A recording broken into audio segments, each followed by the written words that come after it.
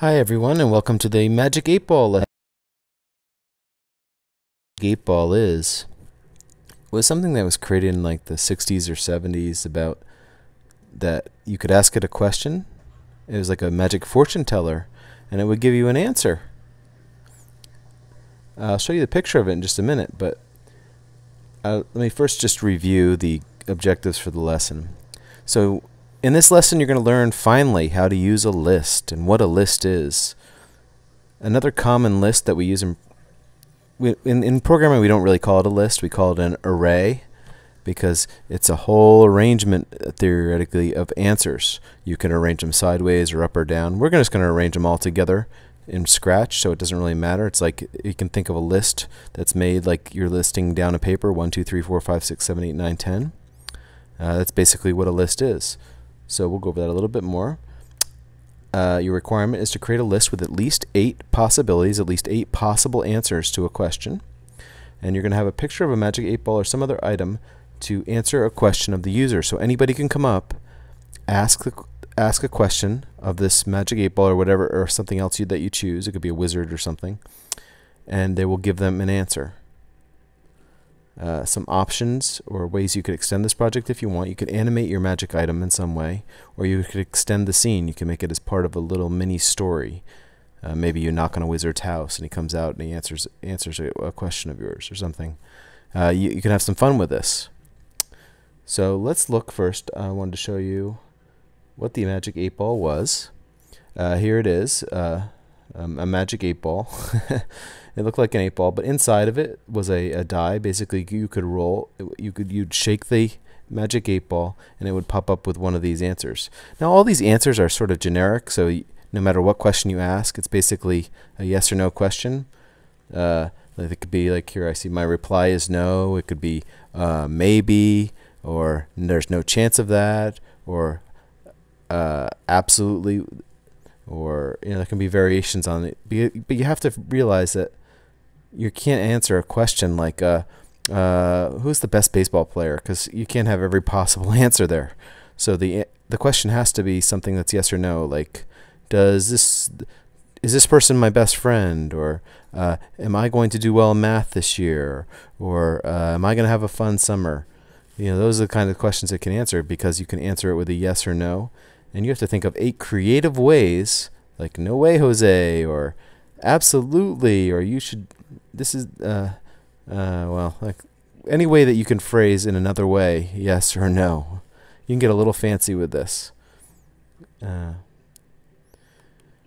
So that's the magic 8 ball. In Scratch, so to make a list, you should know most of these things. Like you'll have to ask a question, which we went over in Project 4 in the if then else statement video. You can go back and look at that if you need.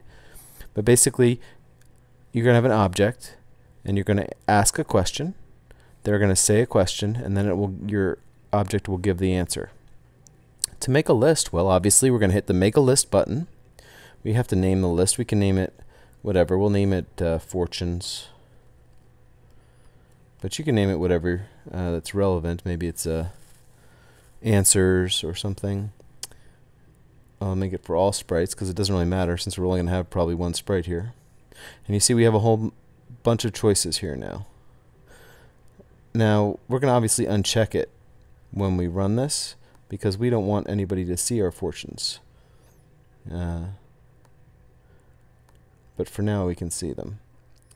And so we have to add to the fortunes.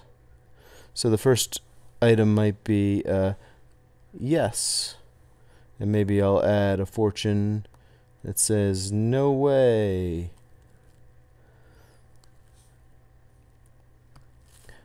And you can keep hitting this plus sign and add, well, you'll have to add at least 8. You can add more if you want, but at least 8. You could say there is a chance, but you can get creative. I'm going to extend this so you can see it better. So 8 possible things that are answers to questions that can be asked with answer with a yes or a no. And that's basically it. So the user can keep on asking questions and keep on getting answers. That's the whole idea of the program. So once I start it, it could keep circulating, and the answer that has to come up is going to have to be random. So if you look at these choices, you can say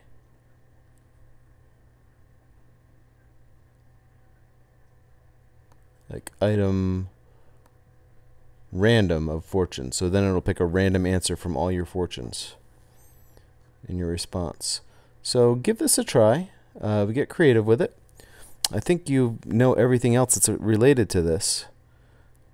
And this is an important way to use lists in your games and your programs, because there's possibility. Sometimes you'll need to store answers. We often use arrays to store things in, like store a whole bunch of possibilities. Like when you set up a character in a game, you probably have an array to store his eye color, his hair color, what he's wearing, and that sort of thing. So we use arrays all the time to store information.